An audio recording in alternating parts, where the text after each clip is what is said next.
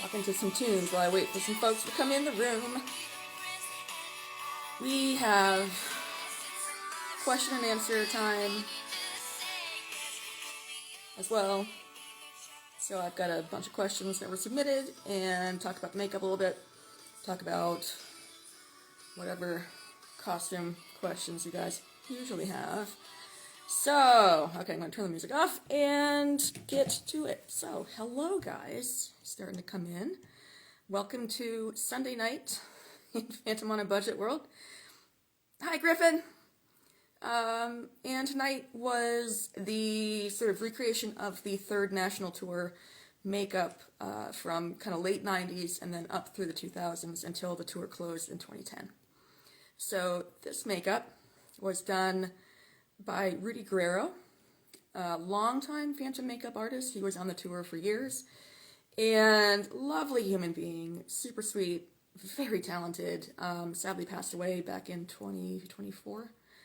And his makeups were famous in the fandom for a couple of reasons. One, because they were flawless, beautiful makeups. Prosthetic side was beautiful, and then of course the good side was very good. Rudy was a drag artist, so he brought some of that flair into the Phantom makeups. And so if you look at any of the actors that were on stage during that period, they'll have a pretty dramatic kind of left side going on, and that was pretty much a signature for Rudy. So, yeah. What else is going on? I had a podcast filming earlier with Flybridge, so that will come out, I think, in 2 weeks. It's it's commentary on the fandom, as well as opinions that might get us canceled. So I think that's going to be a fun episode for you guys. I'm going to adjust the camera a little bit. And yeah, so after this, I need to do my content filming. Today kind of got away from me. I am running a little bit behind.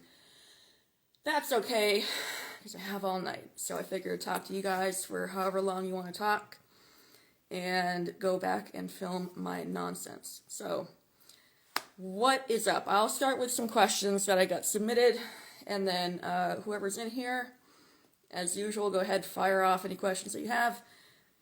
Everything's on the table, so go for it. All right. The benefit of having two phones. Yeah, you are right now, but usually people come in. This Sunday night is usually do these on a Saturday or Friday, and they're a little bit more lively, but anyway, it doesn't matter. I do have some stuff I have to get on record. Anyway, so, questions, comments. I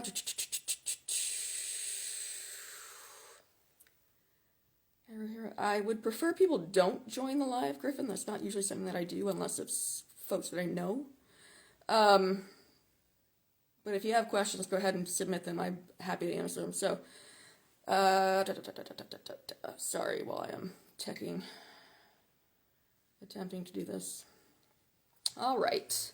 Hi guys, got a couple more people rolling in. Again, welcome to Sunday night. It's just stuff that I get up to on my own. Ta-da. So, Phantom makeup all day today. Some submitted questions that we'll get into. And of course, again, those that are in the live, go ahead and write out whatever you want to know. Who is your favorite person that played Phantom and Raoul? This person that submitted it loves Steve Barton and Hugh Panero. So, boring answer, I don't really have one favorite for Phantom. I have, 10 or so rotating guys that I think, for me, are my absolute favorites, and they bring different things to the role.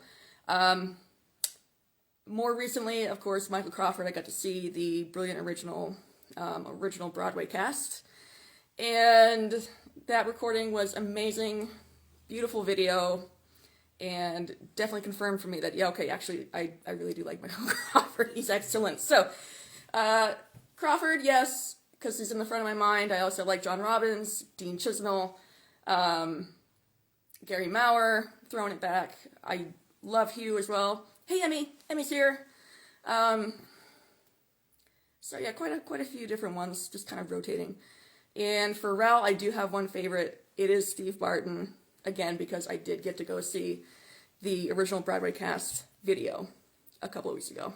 And You might have seen, I think it's out now, the podcast episode with Flagbridge where we go into the OBC in detail. Watch that if you haven't yet. It's excellent, and we'll definitely explain why Steve Barton is the absolute GOAT of Raoul's. And yeah, he's the final word in Raoul for me. So thanks, guys. I appreciate it.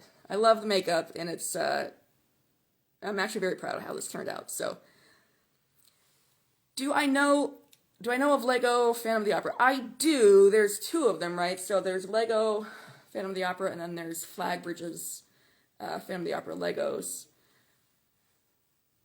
Two separate folks, but I do know, obviously, Flagbridge. I don't know of the Lego Phantom personally, but I've seen their work. Excellent. And if Lego is your thing, can't go wrong with either one. There's a Lego idea for it. As in the video that they filmed. Like the full-length Lego video. I've seen it, I've seen parts of it. I haven't seen the entire thing. Lego is really not my deal, if I'm being honest. And where did I get the molds for the prosthetics? So I had this done up by Darren at Studio DFX. And he can do up custom molds for you if you want that, to have them, and I have those here. So I can pull prosthetics whenever I want, which is perfect for me. But if you're not into that and you just want the prosthetics themselves, he sells several different versions of the Phantom prosthetics. London, 2010s, he's got Crawford, he's got more recent London and Broadway. Yeah, it's just, he has everything. So Darren at Studio D, your other option too, and one that's good for folks that are in Europe. On eBay, there's a seller called Phantom Replicas, one word. That's Luke, and he's in Europe, and he does really excellent Phantom prosthetics as well. And again, both are affordable, both are great quality, and so if you're in the market, go to those two. Lego Ideas is a website where you upload set ideas and people can vote. Oh, cool. Cool. It's cool that you have folks that are like really into Lego and Phantom, and now you can combine those into your passion. Again, not really a Lego person, so that's kind of out of my lane, if you will. What else got asked? I got a list. Oh, you like the rouge on the eyeshadow? Yeah, I do too. So this, get it a little up close. So Rudy, when he did his Phantom makeups, he quite famous for just very dramatic left side, right? The good side. And so he would throw a lot of color in there. So what made his makeups really kind of iconic and his signature is kind of the drag-y eyebrow and eye treatment. So you got kind of the darker, and then it blends up with ombre into kind of like oranges and reds. And then the very dramatic eyebrow. And he also brought reds into the contour as well. So did that today. I think it came out pretty well. But that was Rudy Guerrero, man. The absolute best. One of the best Phantom makeup artists, in my opinion. And very glad to have recreated the makeup and have it come out okay. Because Rudy did pass away a couple years ago, and long admired the man. I'd met him a couple of times briefly, didn't get to know him, but a lovely human being and very, very talented, and so hopefully I did this justice. But it is very colorful, it's very dramatic, and I'm gonna say I actually really like it. I'm kind of thinking about doing this more often. Dan has arrived, as we got several people coming and going, per usual. Again, submit comments if you have them. Welcome, everybody. Okay, next question. Are there any songs I like from Love Never Dies? Short answer is no. I forget the name of the song that Christine sings later on in the show. That one's pretty okay. I'm not a fan of the show. I've watched it through with Ben Lewis in the Australian production twice. I've tried to give it a shot. I can't. It's not my speed. So I'll listen to Christine's song. It's fine. But between some of the fucking weird fucking weird songs and subject matter in that show is just not it for me. So, what about you guys? Who likes Love Never Dies? Which is totally okay. You're allowed to like it. What songs do you guys like? Okay, next question I got. This is from Haru. I don't know if you're still in the chat. I think you popped in and out. But your question was a little new here, so apologies. Don't apologize. Happy to have newcomers. Glad you're here. What made me put on the mask? And I came to cosplay kind of accidentally. Back in the early 2000s, it was just a Halloween costume that I tried. And I messed up the makeup real bad that first year. So, but weirdly enough, it didn't scare me away from it. I wanted to learn more. So for the next 1 or 2 years, I think I just did the Phantom makeup a couple times for Halloween. And then at that point, people were coming to me. Again, we were on the Phan forums back in the day. And people were coming to me with, okay, how do I do this for the makeup? Or where do you get your costume pieces? And I built a website. So right around 2005, 2006, we kind of transitioned out of just Halloween costume and into cosplay. And since then, been at it the entire time, multiple different sets of suits, different makeups, all those other things. So that's how I came to it. It was a Halloween costume that kind of just got out of control. But I'm not mad about it. So, great question. Thank you very, very much. All right, what do you got? We got some stuff in the chat. So Dan, good point. So just asking if I ever wanted to take a stab at other makeups from other characters on the show to do the auctioneer look. That could be very, very cool. I might just give that a try. I think if I do have a black tie. I could pull that off, actually. I don't have a top hat.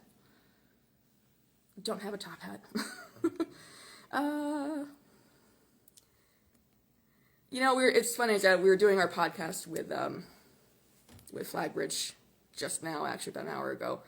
We were talking about Love Never Dies, and she was talking about how, I think Beauty Underneath is one of her workout songs. It's got a beat, guys. It has a beat, and it's catchy. So, yeah. A lot of people with Love Never Dies actually just say if it was a standalone musical, it didn't have the whole, Phantom thing in it, and it was just a love triangle with 3 different characters separate from the Phantom universe, it would work a lot better. I agree. I think it's the whole Phantom universe thing is just really painful because it undoes everything that was great about the first show. So, I don't know. That's why I can't get behind it. Okay, next question. Where can you get a Phantom wig for cosplay? Great question.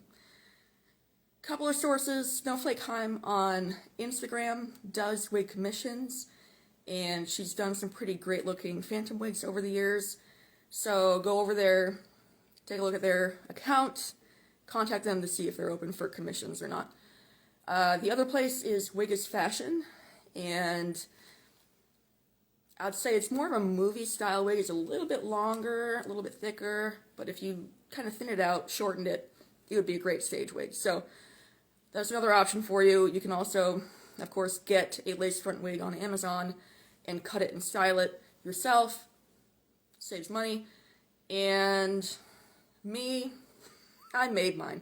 So all of mine are all fully ventilated, which means every hair is tied on there by me, which means that if you were to get a fully hand-tied wig, you would be spending thousands of dollars. So don't do that. You can get a much cheaper wig because lace fronts these days are so much cheaper than they used to be. So go that route. Snowflake Heim, Wig is Fashion, or Style and Amazon wig. And there's Etsy choices as well that I've seen. So, all right.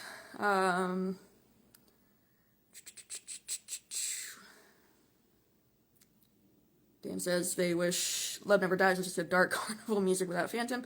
Yes, again, if you took the Phantom universe out of Love Never Dies, now you have a more compelling story, I think, and it would just be more fun, quite frankly. I could get behind that.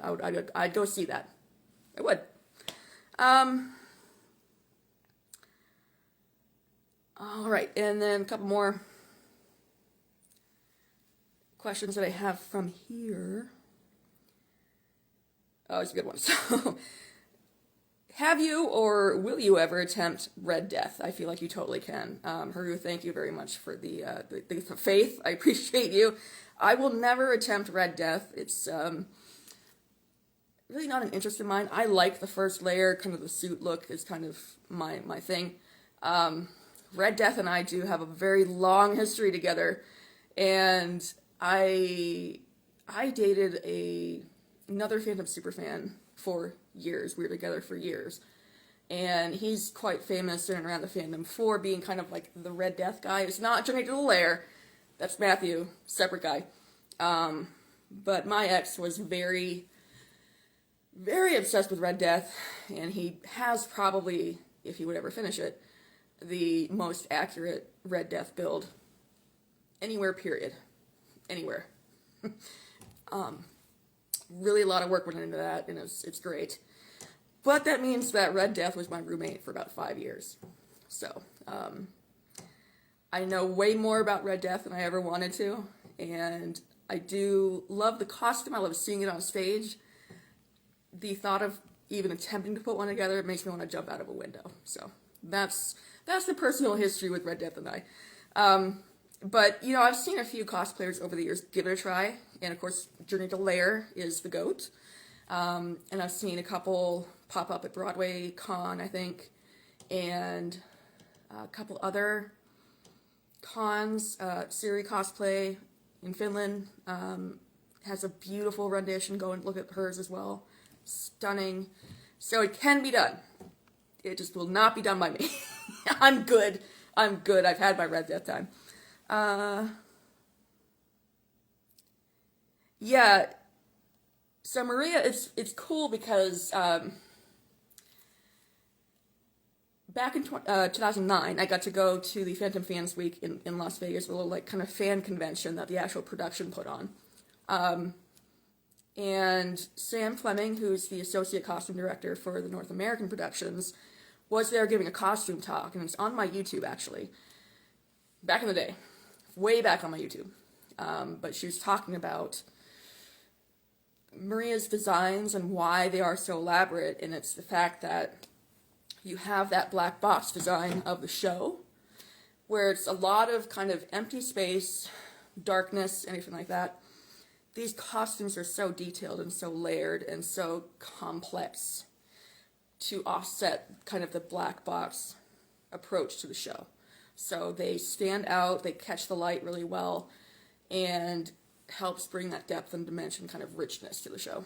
So that's why they are the way that they are, and they are hands down some of the absolute most brilliant and elaborate and beautiful costumes ever to be on stage.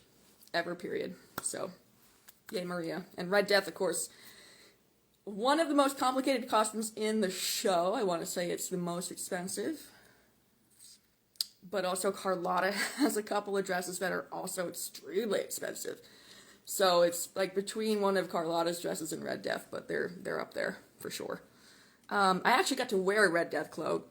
So we were out in Denver, and it's a third national tour, and we had some acquaintances and friends on the cast. We were backstage hanging out with them. One of the Red Death capes on the tour back in the day was, no kidding, Michael Crawford's actual Red Death cape. Red Deaths tend to just get recycled until they cannot be repaired and used anymore because they are so complex and expensive.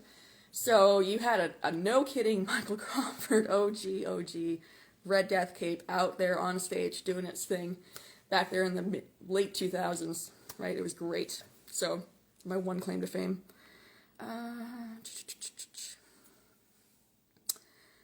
Yeah, so that's good Phantom lore, is that Michael Crawford originally wanted to do, like, some stilts with Red Death to make it even taller, even more intimidating than it already was, and, of course, the production team said absolutely not. Good call, by the way. Trust me, moving around in that costume, as it is, in heels, is hard enough. So Michael Crawford was very athletic, very famous for being athletic, completely unnecessary. So I'm glad they didn't do that.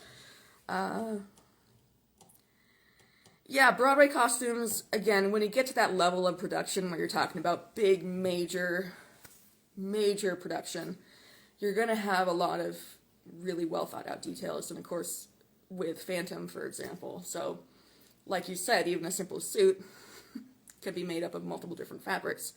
Same thing in the show. So, all the men's suits are not a flat black, like matte wool, like you see with a smaller costume budget, right? They are all some kind of like patterned silk or patterned wool that catch the light really well, look rich. The Phantom's tailcoat itself, that fabric is no kidding, like 400 something pounds per yard. Patterned silk, woven silk, plus different fabric for the waistcoat, trims. It's insane for a black suit. So Maria was very smart.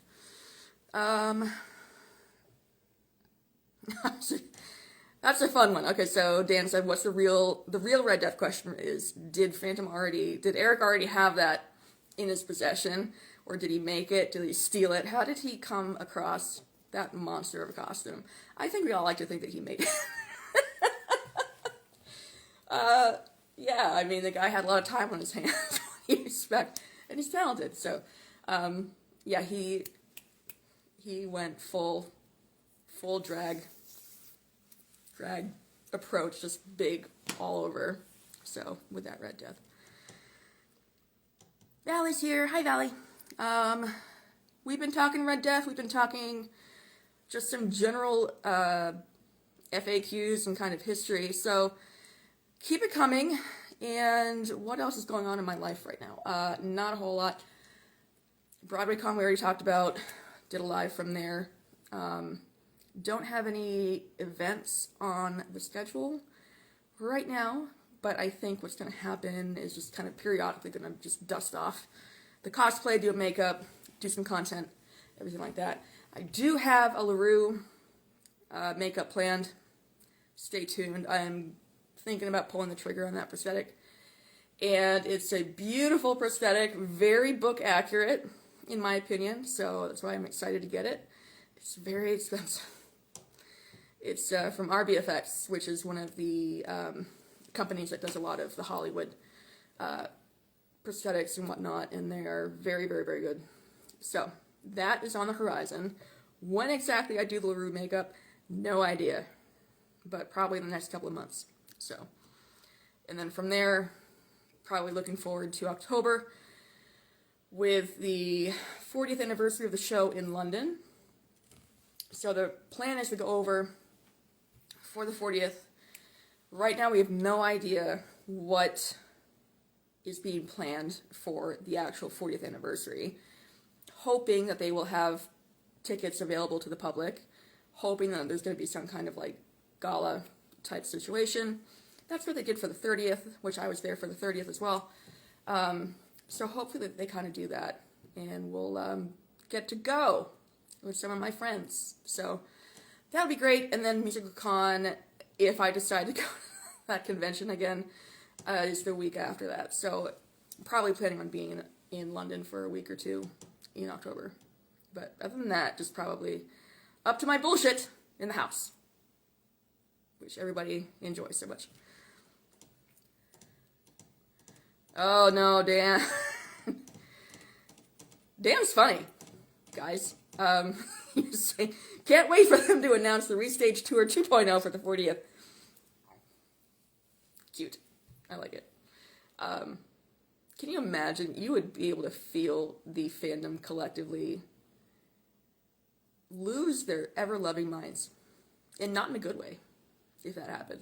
So, I'm on the different like fan groups and whatnot, and when I poke in there just to see kind of what people are up to, you have, people just now catching on to the fact that we have a new tour that is out and about, and every time there's a thread on it, there's at least 10 people in there being like, is this the one with the rotating stairs?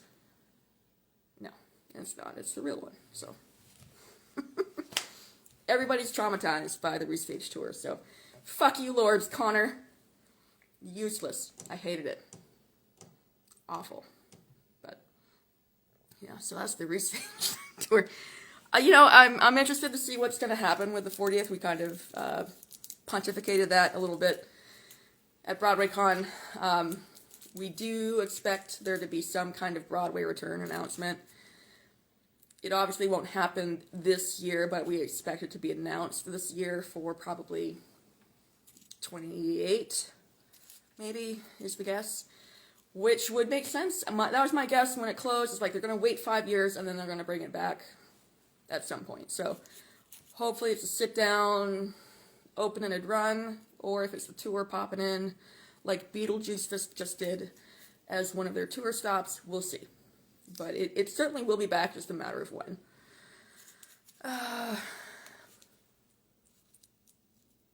Dan, we can be friends because you have a lot of the same opinions that I do. I hate Facebook. And I just don't love the fan space on Facebook. It's full of really angry men. I don't know why, but they are very in their feelings about the new tour. The chandelier is different. What do you mean they don't have the angel? And they are mad. They're big mad. And mean. Legitimately mean. So, Facebook is like this steaming cesspool that unfortunately for me is making my stuff really popular at the moment. So I would like for my Instagram page to quadruple in followers. My Facebook page did instead. So, great. Great. Thank you, Facebook. Hi, Christine. I am taking questions if you have any, or if you have a topic that you want to discuss, go ahead and throw it in the chat. Be happy to discuss it and go from there. And just kind of looking. I keep admiring this makeup. I love it. Yeah, guys, trust me. If I never had to go on Facebook again, I'd be so happy. I'd be so happy.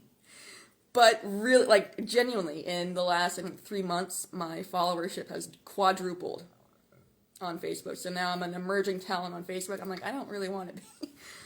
Can I transfer this to Instagram or literally any other platform? It's such a fucking... And it's a lot of, like, the boomers that are on Facebook and don't really know how to do social media. And a lot of them, and some probably Gen X millennials that are just mad about everything. Great question, Dan. Thank you. What is my preferred makeup for the good side of the face? On stage, I like something a little bit like this. Because I think that works really well on stage. It gives more depth and dimension to the face. They've gotten away from doing that, especially in London lately. It's a lot more of a natural makeup. Like, if you see my average Phantom makeup, it's more like what I do. It's more like subdued browns. My makeup's a lot more subtle overall than this. London is very much kind of on the natural looking train for the time being, on the good side. London used to be very dramatic. Used to have the fake eyebrow, used to have silver here, very famous for the silver. London used to be super dramatic, and they've gotten away from that, which is too bad.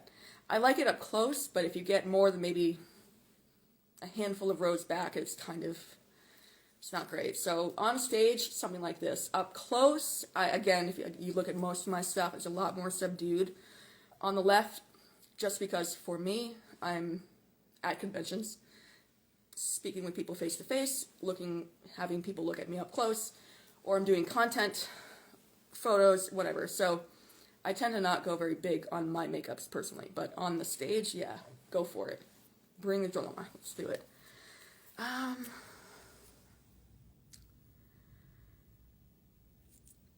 Yeah, like I said, bring on the eyeshadow, bring on the shading, bring on the lip color, make it pop a little bit more. We've kind of lost that. The U.S. tour, though, I will say, is starting to bring that back. So, Ashley's the primary makeup artist. They have a beautiful makeup design on tour now. And I wouldn't say it's quite this dramatic, although actually it's not too far off. Great use of color, dramatic left eye. This is beautiful. So, those that are seeing the tour, you have a beautiful set of makeup to look at during the show, I promise you. They're bringing kind of the more of the drama back, and it's very well done. So I really like what they're doing. And same for the bad side. So trying to think. I think for the bad side, I still, above all else, I still love the original Crawford look. I can't get that one out of my head. I think the sculpt is very clean. It's, you know, more browns, kind of a brown type palette on it. I just felt like it really looked great, and it worked, at least in my copy of The Complete Phantom of the Opera. It looks great. But that actually didn't stick around too long, because I think by 87, I think they had actually rotated away from that already. So, is London still using the final Broadway sculpt? They remembered me talking about that. It was kind of rough. Yes. Yes. They might have... It's hard to say. So when I was there in October, I was really looking at the makeup as best as I could from 30 feet away. And it looked like they might have either changed the sculpt slightly or maybe updated it. It looked a little bit less ridiculous looking than that final Broadway sculpt, which is also being used on London. So it looked a little bit more realistic and a little bit more polished. So I can't tell you, though, if that was just their makeup artist doing a bang-up job of coloring it in a way that made it work better. I don't know. But as far as I know, I think they're still using it. I don't know. It's just, that's not a good sculpt, guys. It's really pretty terrible. I hated it. What head crate am I rocking tonight? You can't see it. I'm probably going to leave the wig on because I've got some videos I have to shoot after this. But I'm using the one that I used, well, same sculpt as the one that I had at Broadway Con. So it's the Crawford crater that Darren did up for me with the kind of the skin ulcer right here, just hiding right under the wig. You can barely see it. So I've got that one on, only because I was late yesterday kind of getting everything done, and these are the Broadway Con backup prosthetics, and they were already painted and ready to go, so I'm like, done. They look great. And they were along the same color palette that Rudy used in his makeup, so that's fantastic. Love that for me. But yeah, it is the, my head crater, again, Darren did that up for me custom. I said, hey buddy, I know we love the Crawford sculpt. Can we do something that's inside of it, but not the brain thing? Because we both hate that. So he went full up skin ulcer, and it's gross. I love it. It's amazing. Yeah, so it's the infection, and I do have right here, actually, 2 versions of it if you want to get nerdy. Here is an older one. This is the actual sculpt that I have on right now. It's, again, kind of the skin ulcer with a lot of the veining and the arteries showing, which depict really irritated skin. So most people think of this as an actual skull showing through. I don't. I think it's all just skin that's malformed, discolored, whatever. And this skin ulcer is pissing everything else off around here, so it's very irritated and infected looking, which is great. I love that. You don't get to do gore very much with musical phantom makeups, so when you get to turn it up, it's kind of nice. And then we have kind of the quote-unquote brain idea, and these this is a silicone prosthetic by Luke over at Phantom Replicas. Test prosthetics. These are not available yet. I still need to put them on. I might do that this week. I don't know.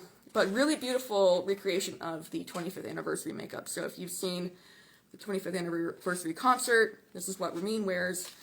Roughly the same color palette too. It was much lighter in here, so it kind of does suggest skull, the way that they painted it. And had this kind of gnarly bit. A lot of people call it the brain, for lack of better description. Again, I don't think it's actual brain, because the dude would be dead with his brain hanging out. So, but it is kind of brain-like looking, and they did paint it up more with a red tone, pink tone, in the anniversary concert. So, going with that look for that, if I ever actually get around to it. Alright, great makeup question from Reese's. What's the best way to blend in blunt edges of a latex prosthetic? depends on how blunt the edge is. So if you're talking like it's a no kidding, like this had beautiful edges on it. This was also glued to a bald cap, so when I removed it from the bald cap so I could keep it for reference, I obviously cut the edges off of it. So this used to have beautiful, really thin blending edges on it. It now has much, the smooth, blunter edge. So if you're talking about that, kind of hard to blend those. What most people will do is take something called, at least on the professional side, have something called Cabo Patch. And it's basically like a cream prosthetic adhesive mixed with, I was going to say silicate, and I don't think that's it, but a powder substance that thickens it up. And so they can take the Cabo Patch, or Bondo, it's sometimes called Bondo, depending who you talk to, and it's that kind of thicker cream, and they will just kind of push it up against that blunt, straight edge, so you have more like a ramp from the blunt edge down into the skin. So Cabo Patch is one way of doing it. Latex, you can kind of do it with latex, liquid latex. It's harder, but that's an option. And you can also do, depending what you're using for prosthetic or makeup, whatever, but you can also do like latex and cotton or school glue and tissue paper. Those are some very basic, very inexpensive ways of doing it, but also people have been doing that for a very long time. So, options for you. What are the best cons that I enjoy venturing to that offer Phantom-related events and things? Very few to choose from, unfortunately. The two that are still going right now are Broadway Con in New York City and Musical Con in London that are specific to Phantom. And there's usually very little actual Phantom programming at either one of these things. We just did a Phantom at 40 panel at Broadway Con. That's the second Phantom specific bit of programming I've seen at Broadway Con in the 6 years that I've gone. The first one was a panel. The show was still running, and they had like all these different greats like Sandra Joseph, Howard McGillen, Sam Fleming was there, Kristen Blodgett was there, and they did kind of like a panel on just the show, and that was great. So, and Musical Con, not a lot. So it's hard to say. If you want Phantom specific stuff, there's just not a lot out there.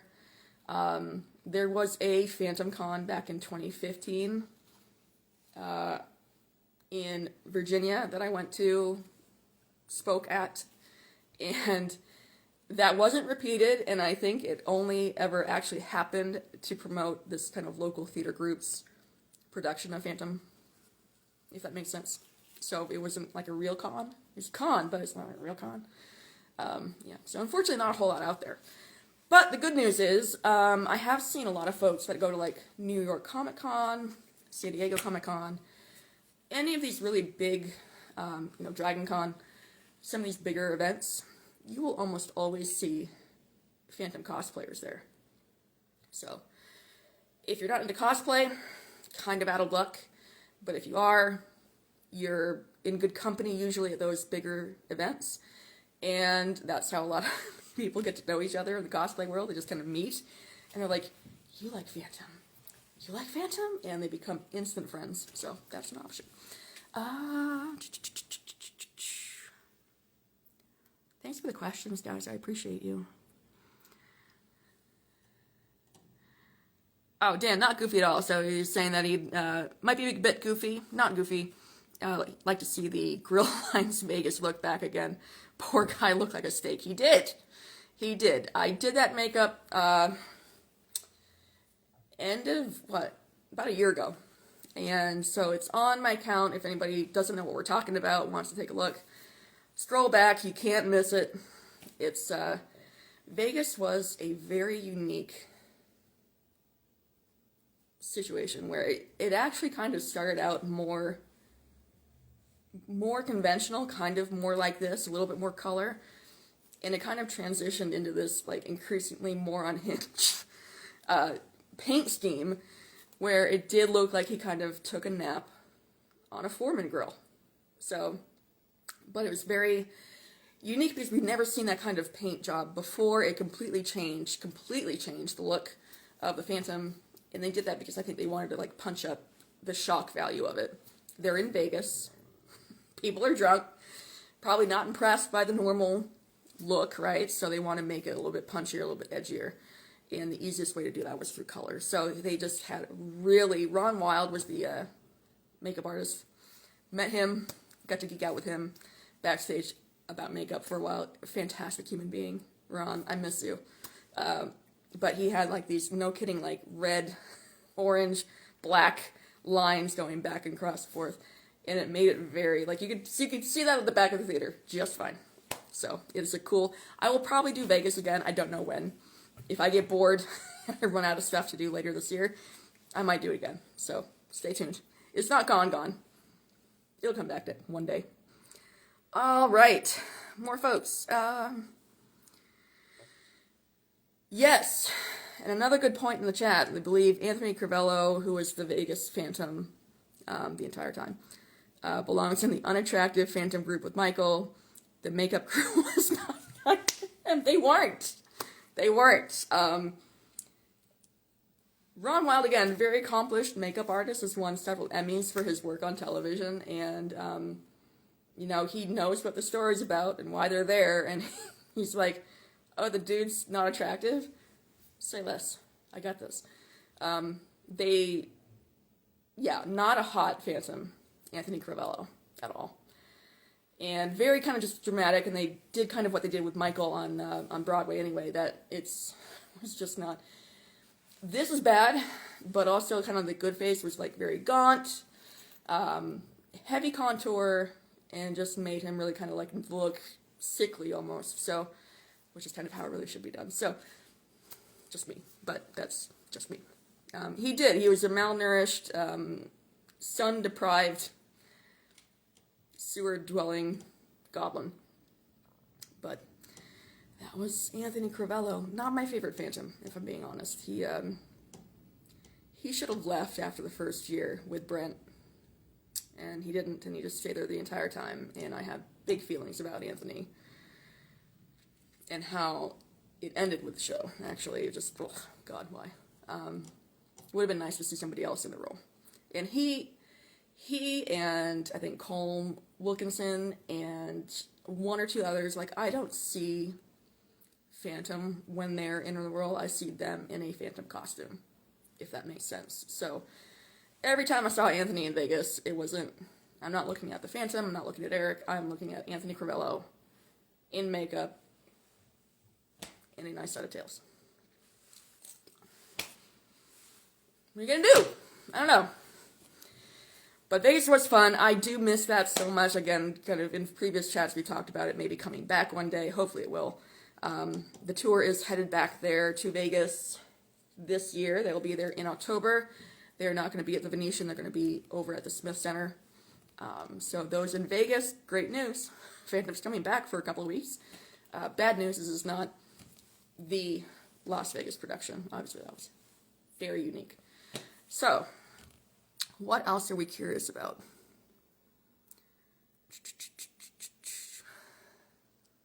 Some folks coming and going. Also had a couple of questions on Facebook, now that I'm remembering. Facebook,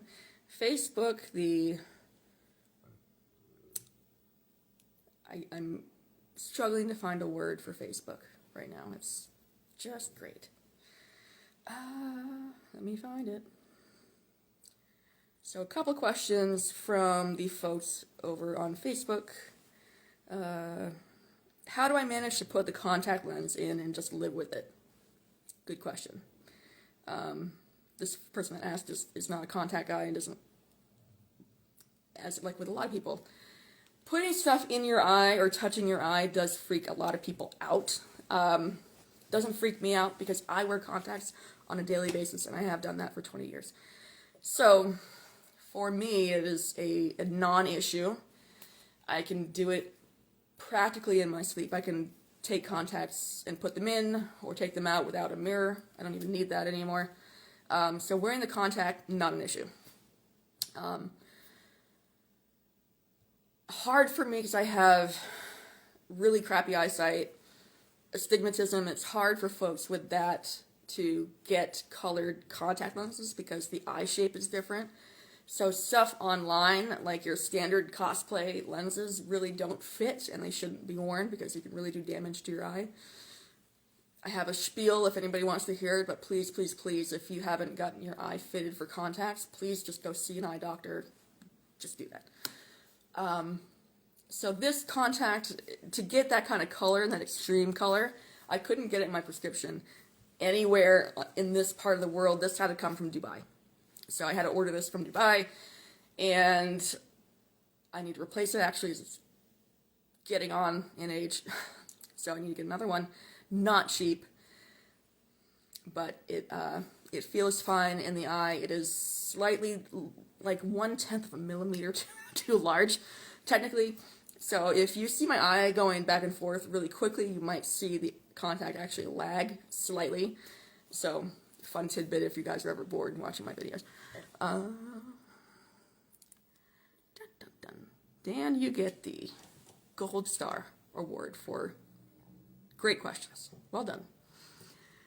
All right, potentially controversial take. What did you think of Ben Crawford's Phantom? From recordings, we didn't think his pronunciation during the songs seemed a bit over the top. I saw Ben, I think I saw him twice. He was fine.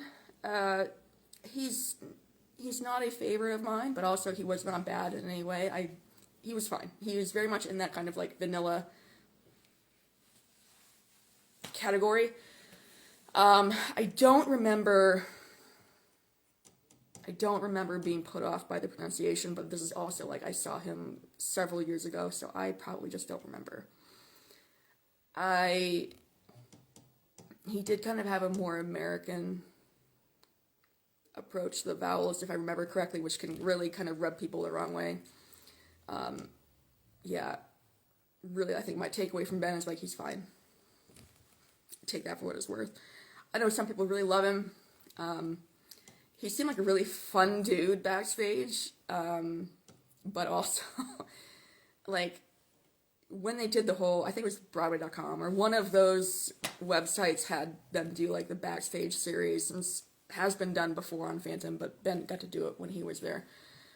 He had, like, 8 videos, each about 10 minutes long, to just kind of do backstage stuff, or whatever, and he basically just told fart jokes the entire time, so it was cute for the first 30 seconds, and then after that, you're like, I would really like to see literally anything else about the show, your career, the character, whatever, but it kind of wasted opportunity, so I'm meh on Ben Crawford.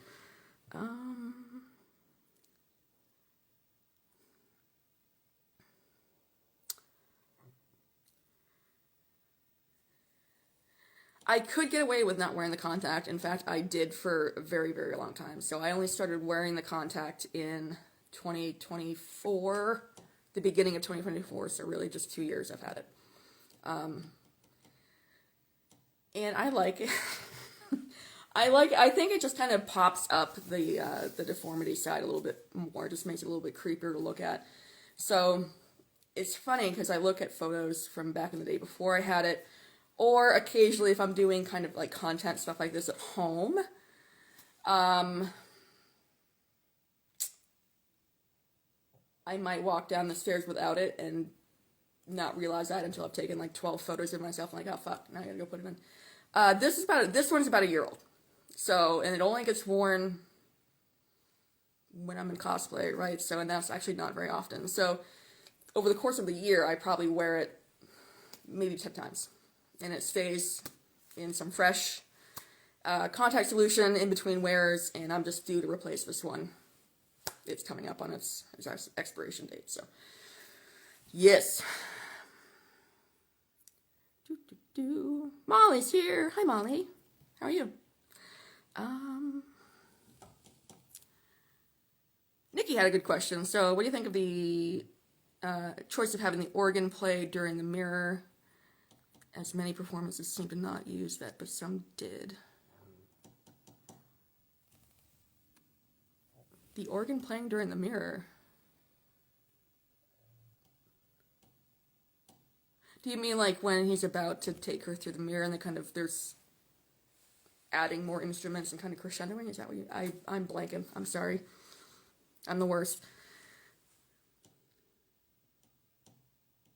If that's what you're talking about, then yeah, I agree. It's kind of a crescendo moment, but if I'm missing something, do feel free to correct me. I'm not sure. La la la la. I think what else is going on? Had a really great discussion today. I'm so excited for you guys to hear the podcast episode where we talk about okay, thanks for clarifying. So it plays when the Phantom sings. I am there inside. Yeah, I like it. I mean, clearly have not noticed it to the point where I've thought it's like super necessary or super unnecessary. So it's good though, again, however you hear it, and if it adds a lot more to the scene to you, that's awesome.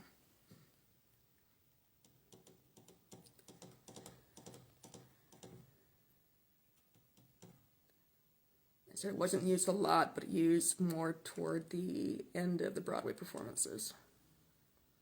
So last time I saw Broadway was 2020. So just a few weeks before the whole world shut down, and I'm pretty sure I got COVID in New York, which is fun. But I didn't get to see it for the last 3 years of the run. So anything that happens during the last 3 years of the run, I am completely ignorant on, unfortunately. But I can tell you a lot about London. What can you do? What can you do?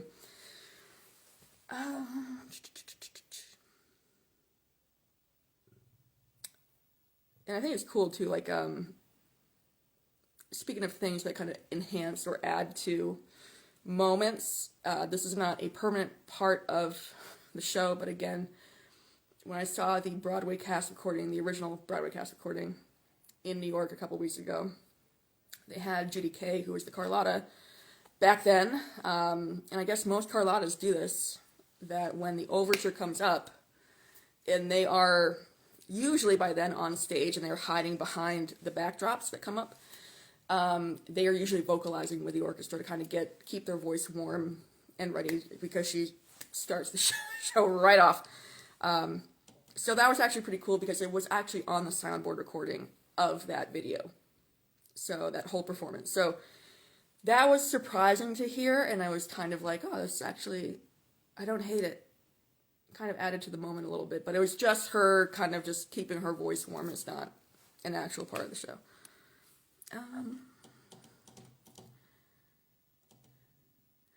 Oh, good. Okay, so another question kind of about London actually is, during a previous live you mentioned seeing in London Phantom take an unintended leap of faith off the Pegasus statue. How did that show continue after that? So I didn't see that, and that wasn't so much a leap as I think a fall. So John Robbins took a header off the Pegasus at some point. I don't know how, if it was before or after. Actors are strapped into that. There is a safety harness that they have to wear. So I don't know exactly when it happened, or if the harness existed at the time, or the harness came about because he fell. But he did have a concussion, and he did not finish the show. And so they had to quick up somebody. I think it was James went in. I'm assuming it's James, who's usually the first cover. So then John was out for, I think, a week, maybe. So, bad news. I've had concussions. They're not fun. But I can see how that's possible, because it's a pretty tall statue, and that thing gets kind of moving and swaying back and forth a little bit, and you take the wrong step. You're done. It's about a 15-foot drop. So, it's a lot. But yeah, he did have to swap out. So that's interesting whenever a character, especially the Phantom, has to swap out. It's almost always a show stoppage of some kind, although they probably just threw the mask on, finished that act, and then quick did some makeup on him in between acts. So Molly had a question. So how do I feel about Christine being tearful versus resolute when she leaves the Phantom at the end? And what have been some of my favorite acting choices by Christine in that part? Excellent question, Molly. You guys, you too, you and Dan are just going to run away with the questions this week. I love it. I like her being tearful. I don't like her being to the extent of Sierra Boggess in the 25th anniversary concert. I think that was intentionally overplayed. The entire concert was to kind of make it Love Never Dies informed. All right, so they really played up, I think, the relationship and kind of the one, Hadley was a complete asshole, Raoul, number one, and number two, that ending when she returns the ring to the Phantom. You can tell, like, she is beside herself, and it's not just the return of the ring. You can tell, like, there are some massive feelings there, and I think that was over the top, and I don't like it. But, again, that's because they intentionally did that to help sell people into Love Never Dies and that whole universe. So, not shocked. So, I do like some tears. I don't want it overplayed. And I think acting choices really does depend, too, on what the Phantom is doing. So, depending on what choices he's making in the moment.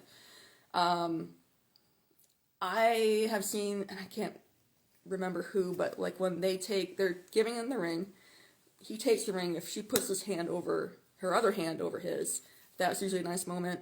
I've seen Phantoms kiss the hand, her other hand, kind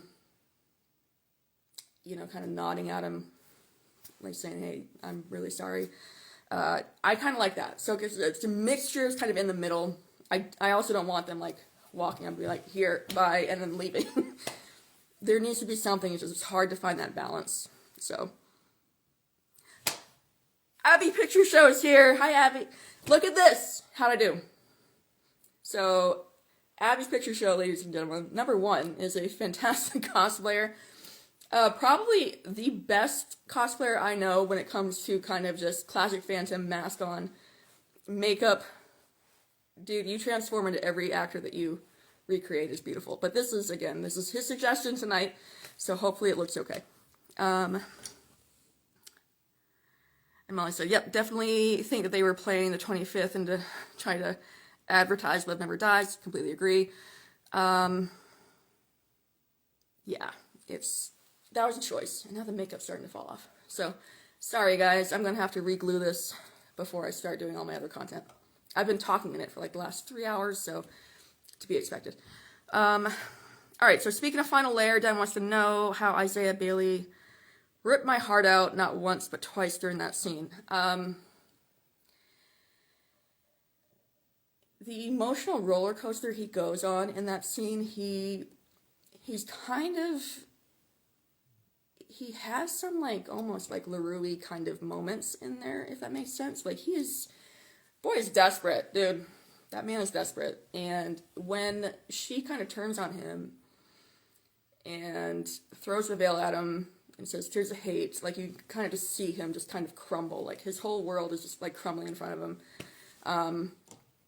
And then down, after they leave, he's next to the monkey music box, and just the way that he kind of sang that was just, it's hard to describe.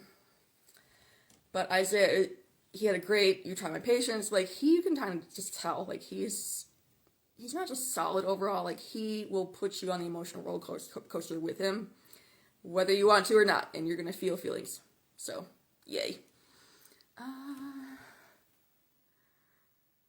Alright, how long have we been going? Exactly. About an hour. Not bad. I'm happy to keep going. This is going to bother me now. That is showing a little bit of skin. Get back up there. Yeah, 3 hours of straight talking in the makeup is usually when I have to go and reset this area here. Put the smaller lip prosthetic back on. Glue the top lip prosthetic back down. It requires maintenance. Oh yeah, the reach too, sorry. He does reach through to Christine, and depending on the Christine, I can't remember if it was Alexa. I haven't seen Alexa. I have to go on other people's reviews of Alexa, I think it was Jordan, does look back on it.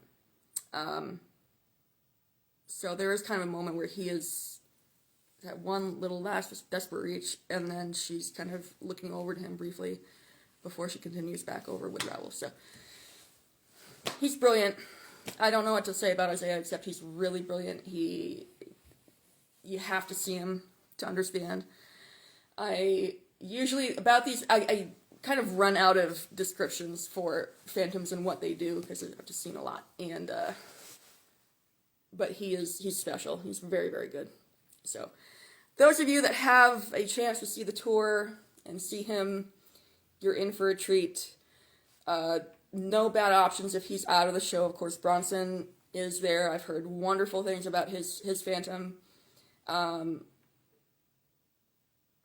David Fernandez just debuted. He's the second cover, so he did his first couple of shows recently.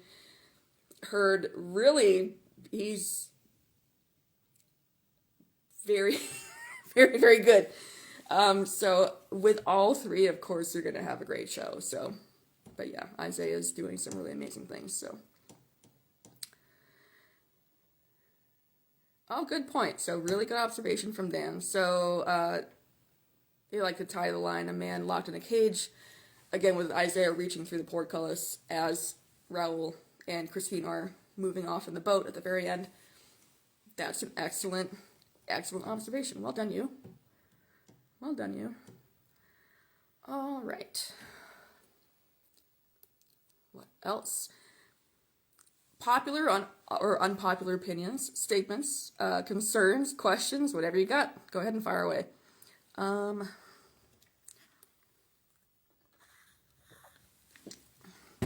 Water for the voice.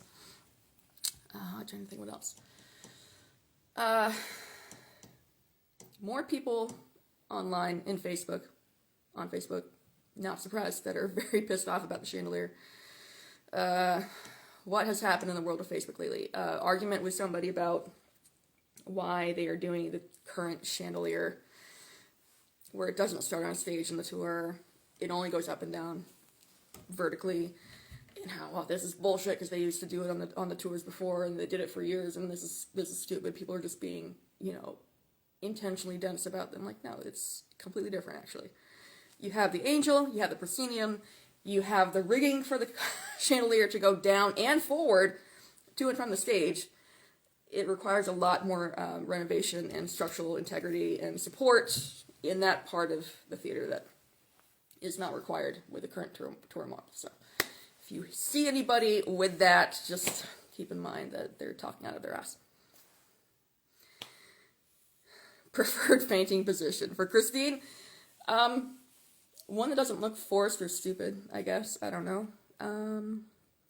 I also like Wandering Child. Wandering is probably my favorite moment in the show. And far-reaching gaze is my preference over fathering gaze. Hate that. But that's just me being old-fashioned, I guess. But Wandering is really, really cool. And that's why I kind of, I really hated, for the longest time, the American productions didn't have that, didn't have the trio. They just had the Phantom and Christine, and it's fine. But really having Raoul in that scene, in that third line, it just makes it that much richer and that much better, and the storytelling is better. So, I don't know. But thankfully, they did fix that after a very long time in the North American production. So, yes, fathering gaze is icky. High five, Molly. Fathering gaze is icky. I hate it. Far-reaching, I think, works in every situation. Fathering is unnecessary and weird. But that's just my personal opinion. So if folks watching this love fathering gaze, cool. Yay. Opinions. Just icky. Like the show can be icky on its own. It doesn't need help being really with the whole dynamics between Christine and Phantom. So that's why I hate the movie. So keep it less creepy and weird is my preference.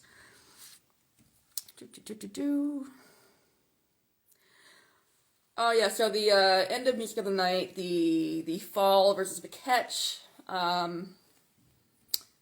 It started for the West End. It's been on and off. It was on and off for a while with them catching the Christine at the end. I think it's a great touch. It would be nice if they could keep doing that. If it didn't physically hurt the actors to do it, but I know that it can, and so it's not worth the risk. It'd be nice if just magically you could just lift the person up and never, ever, ever get hurt.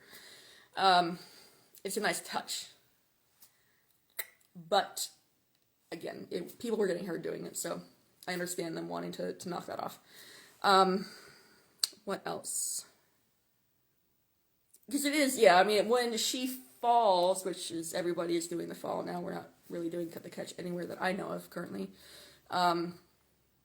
It's awkward as hell because you're right, he's just standing there, you're like, da-da, what do you think? And she's like, falls down, and there's always that moment of hesitation where he's just like, what do I do? And then walks all the way over to get the cape, throws it on her on the floor. It's awkward blocking, and you can tell, like, at that point, they're like, okay, well, we can't keep doing the catch, so what else can we do? Let's make this work, and it's awkward, the way that it works, but there's really no other way to do it, unfortunately. I agree, he should at least give her the pillow, right? Like, really? You're just gonna throw your coat, basically, on her, just leave her on the floor? Okay.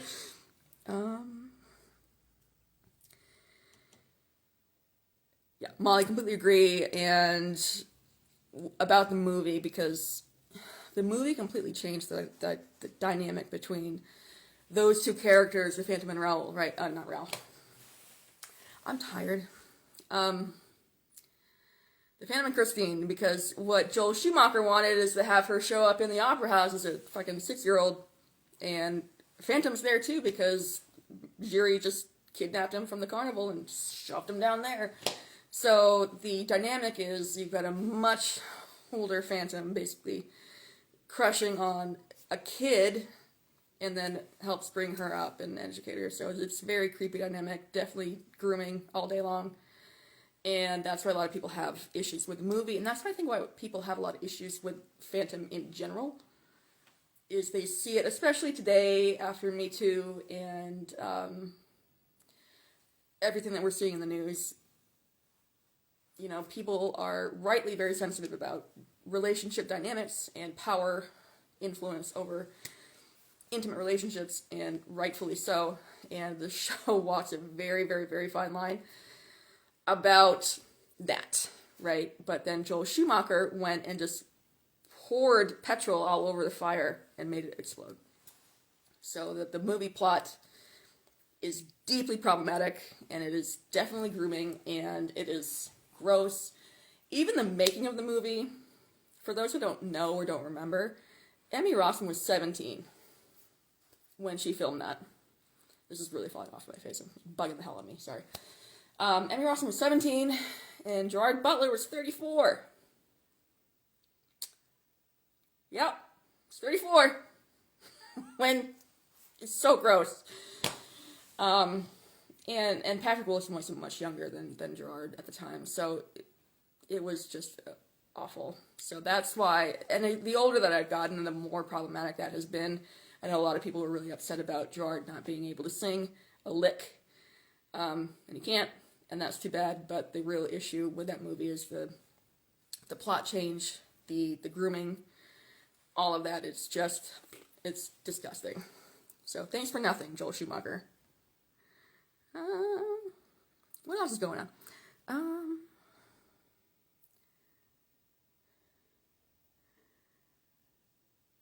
Time to break out the big unpopular opinion. Let's go, Dan. What do we have? Dramatic inhale. Okay. Dan doesn't like the Phantom being on the proscenium for Il Muto. It looks kind of goofy. Thinks that he should still be up there, but only for the crash. I don't disagree. And that's why I don't hate the Pegasus routine, is that I kind of miss the proscenium. I kind of miss the look of the angel, but there are... It is weird having him up there in Ilmuto, like, pulling, like, just being a menace. Trying to think, Vegas, I think, did have him on the proscenium. Did he? Yes. Vegas also had the stuntman, which totally different. But yeah, I totally get where you're going with that, and I agree. I think I miss him on the proscenium for the crash, and that's about it. I don't miss the proscenium so hard that I get really super nostalgic about it. I'm perfectly happy with the Pegasus. Good point. So if he doesn't show up during Il Muto, then when he does show up for the crash, it's much more shocking to the audience. That's a good point. Why do they decide to cast a 17-year-old with two 30-plus-year-old love interests? Good question, Molly. We've been asking ourselves that for 21 years. I don't know. It doesn't make any sense, and the movie from start to finish and the production choices made on it don't make any sense. And I think Andrew wanted Joel for that movie back in the 90s, back when this was first being talked about, right? And Joel had made Lost Boys, which Andrew really liked, and so he's like, that's my guy. And then Joel started making some really fucking weird decisions. He put nipples on the bat suit. He made Batman bad as a movie. It was not a good movie. And Andrew, I think, was just so in deep at that point, he didn't decide to use a different director, and the result was a director who made that decision to cast a 17-year-old teenager against dudes that are quite literally twice her age. No. So, the initial outrage over Gerard being terrible singing-wise, got it, but now that's not even registering for me as an issue because I'm so grossed out by the dynamics in the age of the filming and just the age of characters in the group. Oh, I hate it, come on. Yeah, Vegas did have the stunt guy that actually dangled from the middle of the chandelier before it crashed. So, that was rad.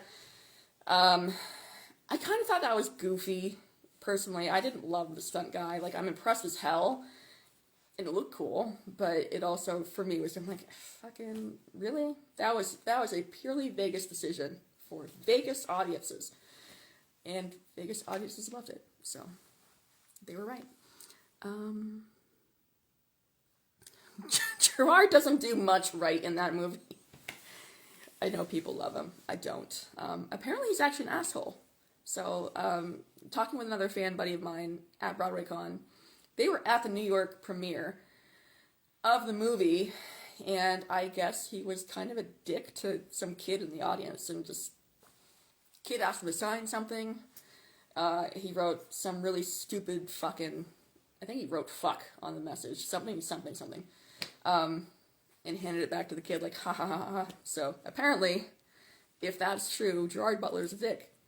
That's too bad. He's also awful in that movie, categorically awful. Vegas was insane. It was definitely a unique production.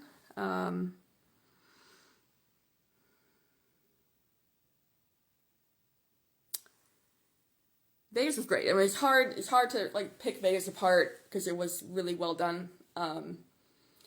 Very different from the typical traditional show, but they played it up where they could, and they said, if we were to make a completely unhinged version of the show, what would it look like? And there you get Vegas. And I loved it. I saw it 12 times, so it was great. There's a chandelier. Woohoo! You will never get better than that chandelier. So it's forever cemented in fan lore as the best chandelier. And that's why I like the new tour chandeliers, because it's obviously not as big. It doesn't do the same things that the Vegas chandelier could do. But it does fall straight down, and it has very much the faster fall speed. And the Vegas treatment where they would go to a light strobe immediate blackout right before it stopped, right above the audience's head. So to the audiences around it watching it, as far as they know, freaking 20 people just died. Very effective treatment for the fall, and they've taken lessons learned from Vegas and incorporated that into the chandelier fall for the tour. It's great. And I will fight anybody on that. Fight them.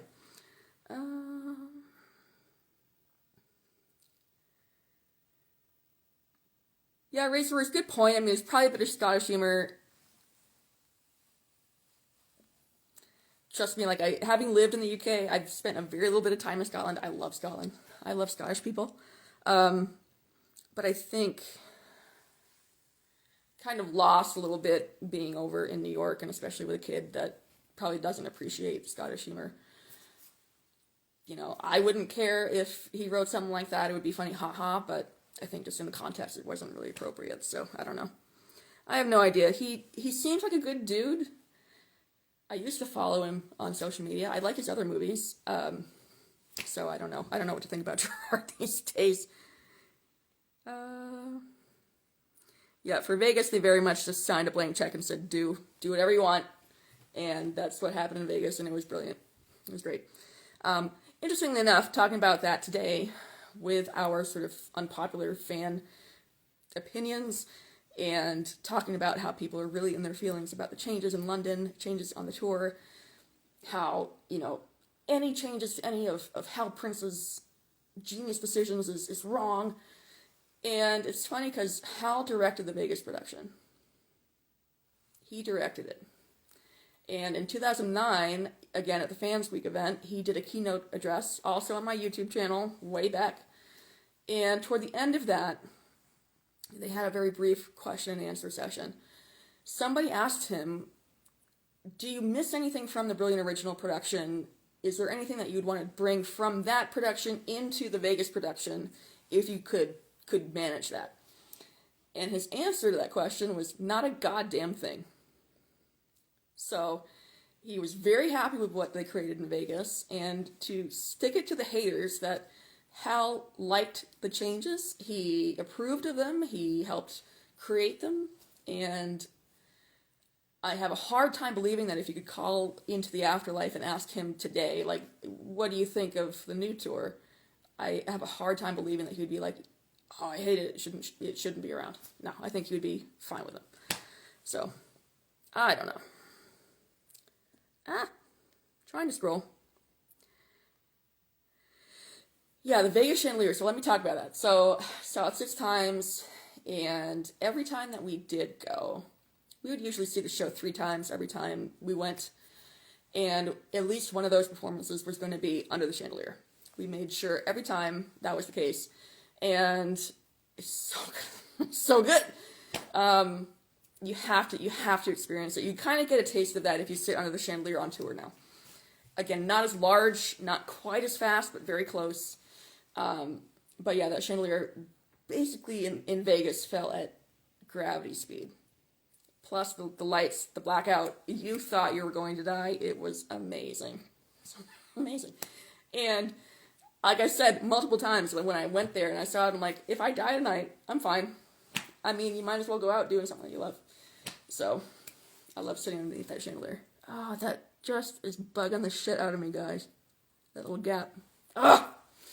I have some work to do before I do all my other filming and content.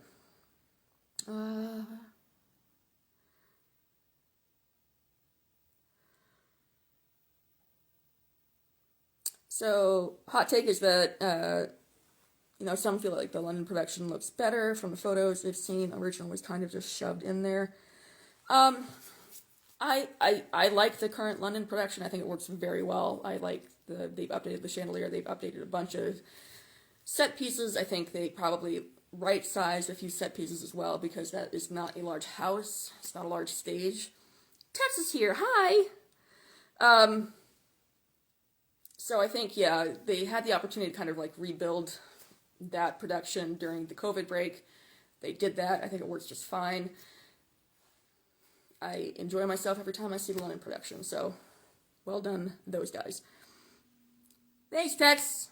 It is falling off my face because I'm on hour 3 of just straight talking into a camera, so I need to go touch this up and reglue it before I do all my other stuff. But thank you, I appreciate that. I'm very happy with how kind of the good side turned out. Actually, both sides came out great. But I was very, very nervous doing this. This is Rudy. Right? This is Rudy Guerrero. Classic tour 2000s look. And I respect the hell out of Rudy, so I really didn't want to mess this up. I think I did okay. Not quite to his level, because I wanted to tone it down slightly, because camera in front of my face. But yeah, I'm happy with it. So I was talking to Matthew, I'm like, I might actually keep doing the eyebrow bit. I've been not doing the fake eyebrow. I thought it was unnecessary. Again, because most of my stuff is face-to-face or talking into a camera. But I like the eyebrow. I like it. So I guess I'm going to just keep doing a fake eyebrow to some degree. We'll see. And of course, did the normal drag queen eyebrow blocking bit with just the glue and the powder, as Rudy would have done it. And normally when I block out the right eyebrow under the prosthetic, I have a silicone brow blocker that I use. And I thought about using it here, but I'm like, no, I'm going to do it old school. So... yeah, I agree, Dan. Like, it's in the spirit of Vegas, but also keeping it in mind that these houses are not specifically built for that chandelier, like the theater in Vegas was built for that chandelier. So I think they got the spirit of it. It's much faster than it has ever been on the West End or on Broadway or on any tour that I've seen. Hell of a lot faster. Not gravity speed, but close-ish, and definitely a much better effect. I think every time they do a new chandelier, whether it was London was kind of like the test bed for it, the new tour is like the newer and improved version of the London chandelier. It's bigger, it's grander. I think they did a great job with it, so I love the new tour chandelier.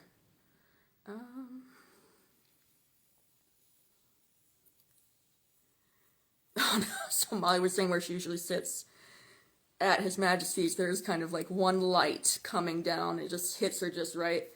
That is, yeah, that's always, always a possibility depending where you're sitting in the house. Can I please drop a Rudy tutorial or tips? You know what? I can. I'm going to have to do it again. So stand by. I probably should have taken photos of the process. I didn't. Oh well. I'm usually in such a hurry to get the makeup done that I don't stop to take like video or photos. But if I do this, and I will do this at some point again in the future, I will definitely take photos and kind of do a thing. It's, in the meantime, this is very kind of like drag, this treatment around the eye right here. So I know that there are drag tutorials out there that would basically be teaching the exact same things.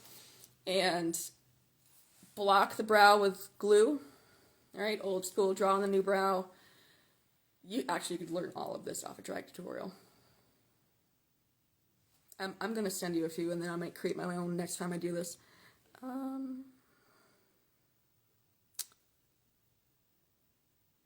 But I really love this makeup, and it's funny because when I was getting the finishing touches on, I'm like, oh my god, I missed this. I missed the look. So, and I didn't realize it until I saw it, and I'm like, yeah, that was he did good. And it's hard to explain, like, having a drag artist or a makeup artist that has a drag background, like, it's different. It's just different, and it's flawless, and his Phantom makeups were always so clean. So we miss Rudy, but hopefully you approve. I don't know. We'll see. The folks that built the new tour chandelier really did do a good job. It's very clever how they did the whole, like, the cloths, like you said, how they got that to disappear up into the chandelier is pretty cool.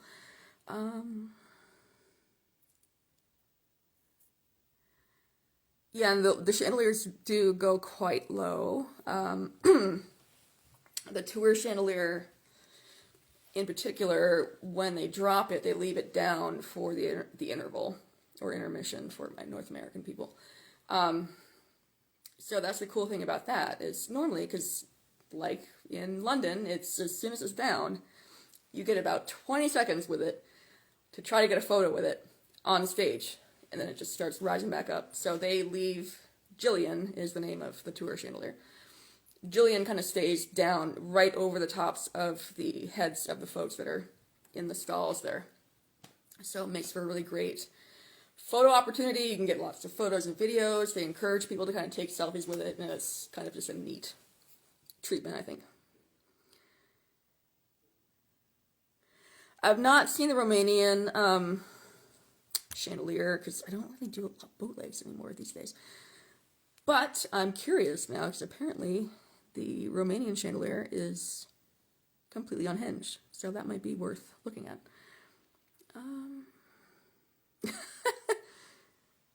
Yeah, like if a really tall person was in those rows, like especially, it'd just be funny if they stood up and they were actually tall enough to like, it's like here. You can just about touch the bottom of it. And they leave it there for like 20 minutes. Yeah, I mean, if you're not going to the show with the possibility of imminent death, are you really having a good time? I don't know. Vegas taught me no.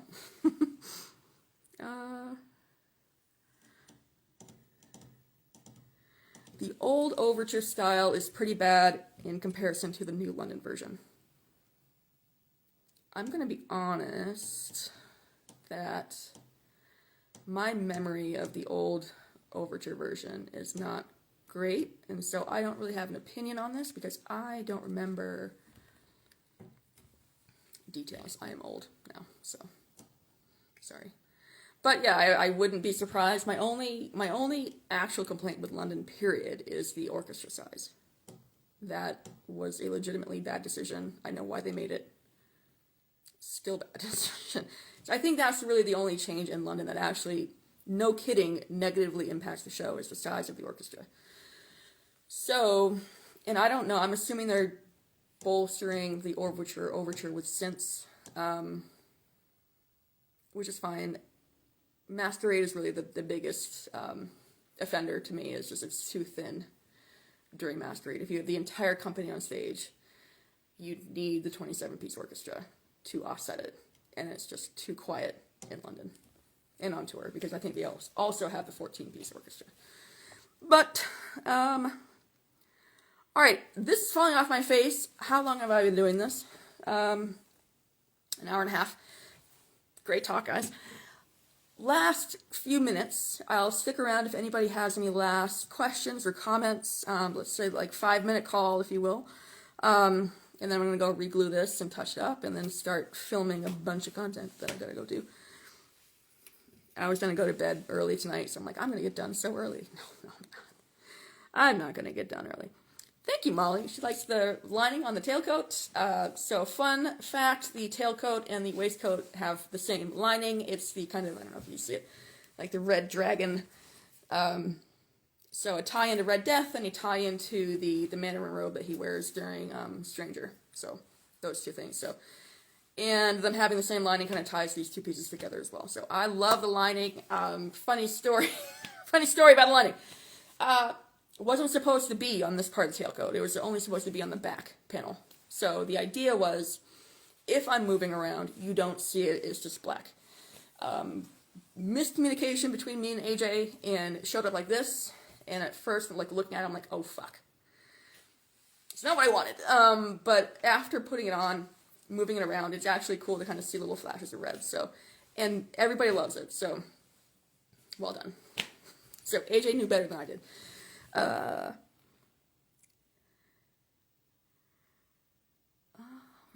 What content do I have planned tonight? I have several reels that I have, comedy reels primarily. I think one is actually serious, and then once I'm done with those, it's systematic for me. It's like this has to go first, then that can go, then that can go. So once I'm done with the reels on the content with the wig, I'll take the wig off. It's currently glued down, so I'm not going to just rip it off. Take the wig off, touch up the sides here, and then do some photos with the full deformity exposed, and I think I got a couple of reels with the full deformity as well. So it's kind of like one thing this has to happen first, and then next, and next. So I'll be here doing this until probably 10:30, 11, go from there, but it'll be good. So more content coming out. Some of this has to be slow rolled because it's not just like Eric content. I need Raoul in some of these. I need Jiri in several of them. I need Andre in a couple of them, and I need to introduce Raye. So I have kind of a closet cosplay for Raye, and I will bring him into a couple of things, but that's why it takes longer for some of the content to roll out, is because I have to physically get into other costumes, and it's just hard to find time to do that. So, but stay tuned because more stuff is coming. Love that. Thank you for, okay, so Molly, I love you. Remind me when I get back to London, I'm going to give you a big hug. Just saying that my expressions in the comedy reels are spot on. Thank you. I take a lot of pride, I don't know why, but I take a lot of pride in my facial acting. So apparently that's a talent that I have. Didn't know that until I started doing comedy reels. But I do. I like the lip syncing, and I like just trying to find kind of what would he really be thinking and expressing it on my face. My face yells, even when I don't want it to, even when my mouth is shut. So I have been told in meetings that I am intimidating because of how I look at somebody when they're fucking up. So yeah, so my face says things that I don't always intend it to say, and I'm glad that I can train it and use it for comedy reels. So thank you. I appreciate that. All right, any last things? Last call. And then I'm going to drink a whole bottle of water and take half this costume off so I can glue things down and then start doing this all over again. Going once, going twice. All right, I'm going to call it. Thank you all for tuning in. As always, I appreciate you guys. Dan and Molly, well done. Thank you everybody that came in and interacted, asked questions, tuned in. Thank you so much. Appreciate you guys. And then again, more cosplay to come. It's going to be probably a lot of this kind of stuff at home for right now, because I don't have any events planned really until October, so I will make time to do more content or more lives or what you guys want. So stay tuned. Good thing that I'm wrapping this up because my voice is officially done. Yeah, so stay tuned, like I said, and I appreciate you guys. And one last comment from Dan. So just want to say thanks for posting so many pics of the cosplay. Use a lot of the okay, thank you so much. No, that's why I post this stuff, is hopes that it's going to be helpful for somebody. So if one person gets something out of it, I feel happy. So thanks for letting me know. And if you guys listening or now or watching this after the fact, if you have any requests in terms of things you want to see more of, like Tex suggested, maybe like a step-by-step tutorial for the rudification of the of the makeup. That's stuff that I would be happy to do, and I will do. It just, again, comes down to when I can actually make it happen, timing and schedule. So, but I'm happy to take requests, so if you guys have any, let me know. But again, thank you so much. Yeah, and cosplay stuff too. I did a couple of detailed posts on the cosplay fabrics and whatnot. So if you guys need more deep dives, let me know. Happy to do that. So I can do a mass comparison. I can go all out on a bunch of different stuff. Can you get a high resolution photo of the cloak back? You sure can. I have a couple. I'll repost those, and if those don't do it, let me know. The lighting's not great in here, but yeah, I will post those, absolutely. Okay. All right, guys, I'm going to go head off to go unfuck this. And like I said, stay tuned. When I get back in cosplay or go live again, I will be sure to let you guys know. Thank you, everybody. Love you. And have a great rest of your Sunday night. And I hope you guys have a great week. Take care. See you later.